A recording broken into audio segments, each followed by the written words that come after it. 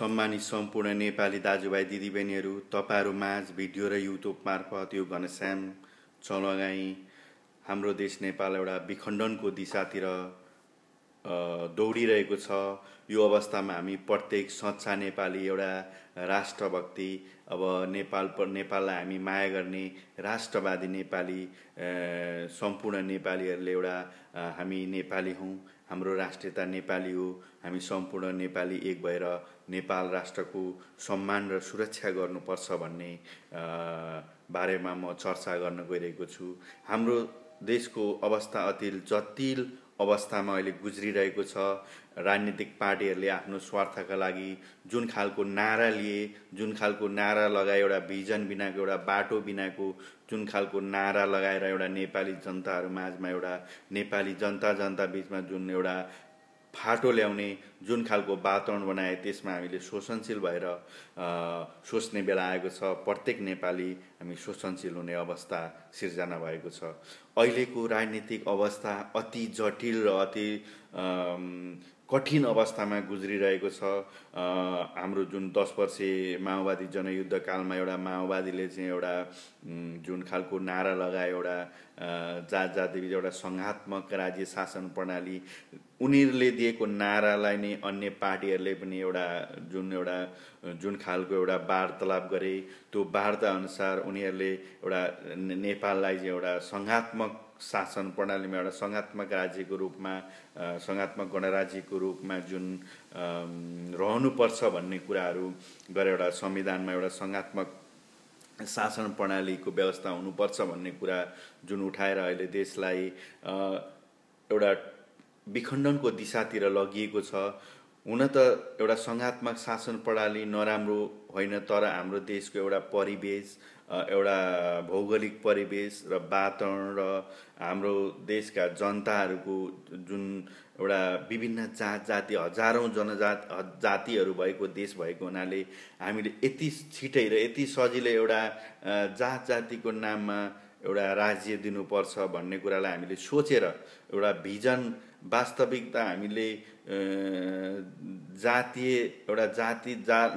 जातीय रूपमा चाहिँ एउटा राज्य चाहिँ एउटा स्थापना गर्दा प्रत्येक नेपाली बीचमा के कस्तो खालको चाहिँ परिस्थितिहरू सिर्जना हुन्छ, यसले के कस्ता खालका असरहरू नेपाली जनतालाई पुर्याउँछ, त्यो खालको मूल्याङ्कन नगरिकन चाहिँ हाम्रा देशका नेताहरूले चाहिँ एउटा आफ्नो राजनीतिक सफलताको लागि जुन खालको एउटा बिगुल फुके, त्यो बिगुलले आज हाम्रो देशलाई एउटा चिरा पार्ने स्थितिहरू सिर्जना भइरहेको छ। र हामी प्रत्येक नेपाली एउटा एउटा जाति बीच मनमुटाव र जुन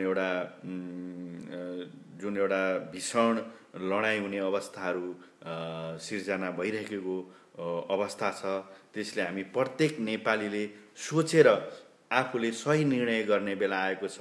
त्यसैले हामीले अहिलेका जुन संविधान सभाका सभासदहरू र नेपालका अगुवा पार्टीका नेताहरूलाई खबरदारी गर्ने अवस्था छ। प्रत्येक नेपालीले हामी नेपाली हौँ, हाम्रो राष्ट्रियता नेपाली हो, हामी नेपाली भएर बस्न चाहन्छौँ, हाम्रो देश नेपाल संसारको सगरमाथाको देश नेपाल भनेर हामीलाई चिनुन् भन्ने उद्देश्यका साथ हामी नेपालीहरूले सोच्ने बेला आएको छ। र हामी प्रत्येक नेपालीले संविधान सभाका सभासदहरू र पार्टीका अगुवा नेताहरूलाई यही खबरदारी गर्नुपर्ने अवस्था देखा परेको छ। अहिले हेर्नुहोस्, अब संविधान बन्न अब 9-10 दिन बाँकी छ।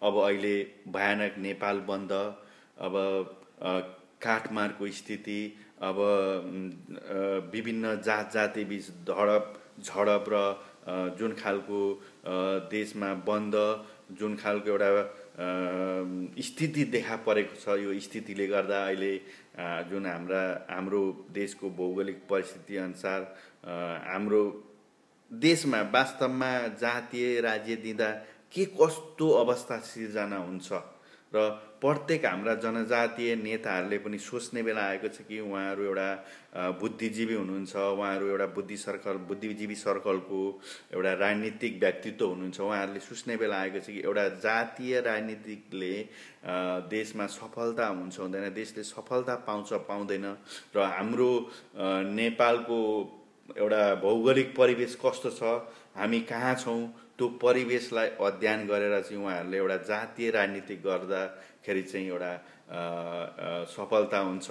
एउटा सिङ्गो नेपाल राष्ट्रको राजनीति गर्नु पर्यो, जातीय राजनीतिक होइन। हाम्रो परिवेश र भौगोलिक परिस्थिति चाहिँ कसैबाट हामीलाई एउटा एट्याक गर्ने एउटा अवस्थाहरू छ, त्यो अवस्थालाई बुझेर चाहिँ हामी नेपाली बीच चाहिँ एउटा गहिरो सम्बन्ध राख्नुपर्छ र हामी सिङ्गो राष्ट्रको रूपमा रहनुपर्छ भन्ने कुरालाई हामीले सोच्ने बेला आएको छ। तपाईहरूले अहिलेको परिस्थिति देखिहाल्नु भएको छ, यहाँ भारतबाट कस्ता किसिमका चलखेलहरू भइरहेका छन्।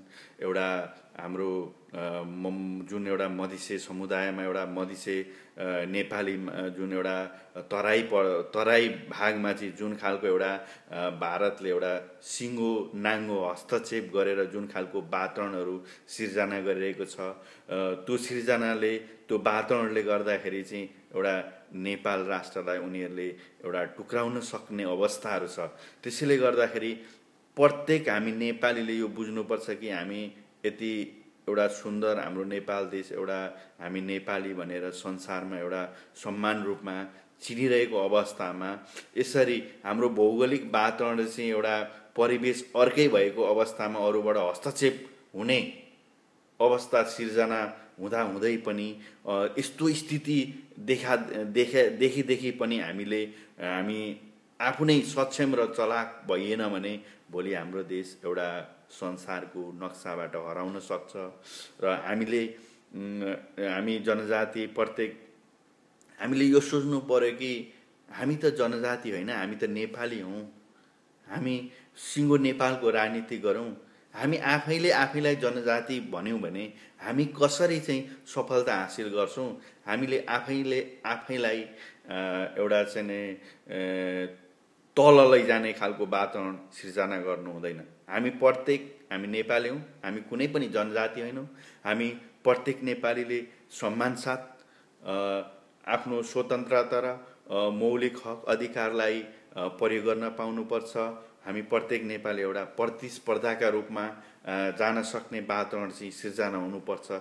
यस्तो स्थितिमा हामी जानुपर्ने अवस्थामा चाहिँ हामी एउटा नेपाली बीच जुन फुटाउ र शासन गर र त्यस्तो स्थिति आएमा चाहिँ हामीले यो नेपाललाई चाहिँ लिन सकिन्छ कि भन्ने परिस्थितिहरू हाम्रा जुन छिमेकी राष्ट्रहरूले बनाइरहेका छन्, त्यो स्थितिलाई हामीले बुझेर चाहिँ हामी सच्चा रूपमा एउटा देशभक्ति एउटा राष्ट्रियता बोकेर चाहिँ हामी उभिनु पर्यो कि हामी एउटा कङ्क्रिट एउटा खम्बा भएर सबै सिङ्गो सम्पूर्ण नेपाली चाहिँ एउटा खम्बा भएर राष्ट्रलाई एउटा सिङ्गो रूपमा राख्नु पर्यो। र यो एउटा जातीय राजनीतिकले गर्दा देश टुक्रिन सक्छ। हाम्रो देशमा अब हजारौँ जाति छन्। अब प्रत्येक जातिलाई राज्य दिएर सकिँदैन। त्यसैले गर्दा एउटा हामीले यो अवस्थामा धेरै शोषणशील भएर बुझ्ने बेला आएको छ। प्रत्येक नेपालीले बुझ्ने बेला आएको छ कि हाम्रा देशका राजनीतिक पार्टीहरूका पछाडि हामी नलागौँ। हामीले एउटा यस्तो स्थितिमा यो देशमा एउटा यस्तो खालको भयावह स्थिति आउन आँटेको छ कि यो स्थितिमा प्रत्येक नेपाली एक भएर चाहिँ हाम्रो देश नेपाललाई चाहिँ एउटा सिङ्गो राष्ट्रको रूपमा राखौँ भन्ने उद्देश्यले हामी लाग्नु परेको छ। र प्रत्येक नेपाली यसरी लाग्नुपर्छ भन्ने मैले तपाईँहरूमाझ भिडियो मार्फत यो आवाज उठाइरहेको छु, यो अनुरोध गरिरहेको छु। र हामीले हाम्रा देशका नेताहरूलाई विश्वास गर्ने अवस्था छैन। अब उनीहरूले आफ्नो स्वार्थको लागि एउटा खोक्रा नाराहरू दिएका छन्, त्यो हामी प्रत्येक नेपालीले बुझेका छैनौँ। र हामीले यो बुझ्नुपर्छ कि हामीले जातीय राजनीतिक नगरौँ, एउटा सिङ्गो नेपाल राष्ट्रको राजनीति गरौँ र प्रत्येक नेपालीले सिङ्गो राष्ट्रको राजनीति गरोस्। त्यस्तो खालको चाहिँ हामीले वातावरण बनाऊँ। एउटा जातीय राजनीति गऱ्यौँ भने हामीले संसारका कतिौँ देशका हामीले स्थितिहरू, घटनाहरू, ताजा खबरहरू देखिरहेका छौँ। सोमालियाको स्थिति कस्तो छ अहिले, जात जाति बीच लडाइँ भएर देश अब कति गरिब भएर त्यहाँ चाहिँ कस्तो खालको जनतामा चाहिँ कस्तो खालको स्थिति पैदा भइसकेको अवस्थामा हामीले यो सोच्नुपर्छ कि संसारमा एउटा खुल्ला प्रतिस्पर्धाको स्थिति छ। हामी खुल्ला प्रतिस्पर्धाको रूपमा राजनीति गर्न सक्छौँ। आफ्नो स्वतन्त्रता र हक अधिकारलाई एउटा स्वतन्त्र रूपमा प्रयोग गर्न सक्ने अवस्थामा हामीले जात जातिको नाममा राजनीति गर्नु भनेको हामी आफै पछाडि पर्नु हो। यो खालको स्थितिलाई जनजातीय नेताहरूले एउटा बुझ्ने बेला आएको छ कि उहाँहरूलाई ताजा उदाहरण अमेरिकाको छ। अमेरिकामा अब गोराहरूको देश भनेर चिनिन्छ।